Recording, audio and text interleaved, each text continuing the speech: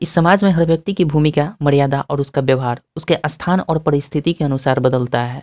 जब कोई पुरुष पुरुषों के बीच में विशेषकर पारिवारिक या सामाजिक मुद्दों पर चर्चा करने के लिए बैठता है, तो उससे एक विशेष प्रकार की संतुलित, जिम्मेदार और सामूहिक सोच वाले व्यक्ति की अपेक्षा की जाती है। लेकिन जब कोई पुरुष वहाँ भी अपने पत्नी के प्रति असामान्य रूप से पक्षपाती, अति समर्पित और भावनात्मक रूप से अपने व्यवहार को दिखाता है, तो वही व्यक्ति पत्नी भक्त कहकर आलोचना का विषय बन जाता है। यह आलोचना पत्नी के सम्मान के विरुद्ध नहीं है, बल्कि स्थान, समय और संतुलन के अभाव के विरुद्ध है। जब परिवार के पुरुष किसी मुद्दे पर बात कर रहे हो, जैसे शादी, विवाह, जमीन या किसी सामाजिक जिम्मेदारियों पर चर्चे हो रहे हों, तो उस समय सबका स्वर सामूहिक हित के लिए होने चाहिए। लेकिन पत्नी भक्त पुरुष हर विषय को ही अपनी पत्नी की पसंद, राय और भावनात्मक स्थितियों से जोड़ देते हैं। बार बार ये कहना कि मेरी पत्नी ऐसा नहीं मानेगी, उसे ये पसंद नहीं है, उसे मैं सबसे पहले पूछूंगा, इससे चर्चा का केंद्र भटक जाता है। ऐसे लोग समझते हैं कि ये व्यक्ति स्वयं से निर्णय लेने में सक्षम नहीं है। इससे संदेश जाता है कि यह व्यक्ति स्वयं से निर्णय लेने में असक्षम है। समाज में पुरुषों से ये अपेक्षा होती है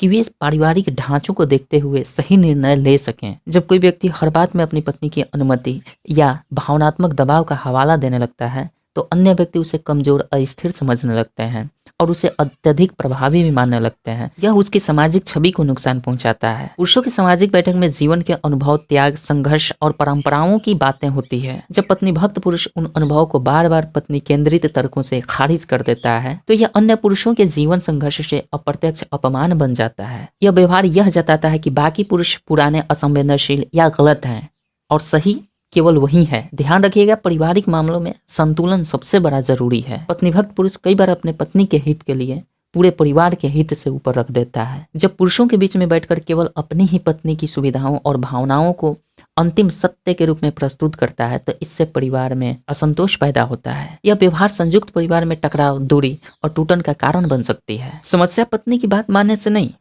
बल्कि उसको हर मंच पर थोपने से है। आधुनिक सोच का मतलब ये नहीं कि हर पारंपरिक चर्चा को पत्नी की भावनाओं से तौला जाए। पत्नी भक्त पुरुष अक्सर ये भूल जाता है कि हर स्थान पर समान व्यवहार उचित नहीं होता। पुरुषों की बैठक में आवश्यकता होती है व्यवहारिकता की, तर्क की, सामूहिक दृष्टि की, न कि अपनी पर्सनल निजी प्राथमिकताओं की। जब एक व्यक्ति अपनी पत्नी का पक्ष लेकर लगातार चर्चा को मोड़ने की कोशिश करता है, तो बाकी लोग वहां खुलकर बोलने से कतराने लगते हैं। वे सोचते हैं कि कोई भी बात कही गई हो वह पत्नी विरोधी करार दे देगा। इससे स्वस्थ विमर्श खत्म हो जाता है और चर्चा औपचारिक और बोझिल हो जाती है। अत्यधिक पत्नी समर्थन का एक और नकारात्मक प्रभाव ये भी होता है कि पत्नी स्वयं आलोचना के घेरे में आ जाती है, चाहे वो गलत हो या सही। जब पति हर समय अपनी पत्नी का नाम लेकर किसी फैसले को रोकने या बदलने लगता है, तो अन्य सदस्य उसकी पत्नी को ही समस्या का कारण समझने लगते हैं। यह स्थिति अंततः पत्नी के लिए भी नुकसानदायक होती है। पत्नी भक्त पुरुष धीरे धीरे अपनी स्वतंत्र पहचान भी खो देता है। उसकी हर राय, उसकी हर निर्णय पत्नी से जोड़कर माना जाने लगता है। पुरुषों के बीच में यह धारणा भी बन जाती है कि वो स्वयं कुछ नहीं है,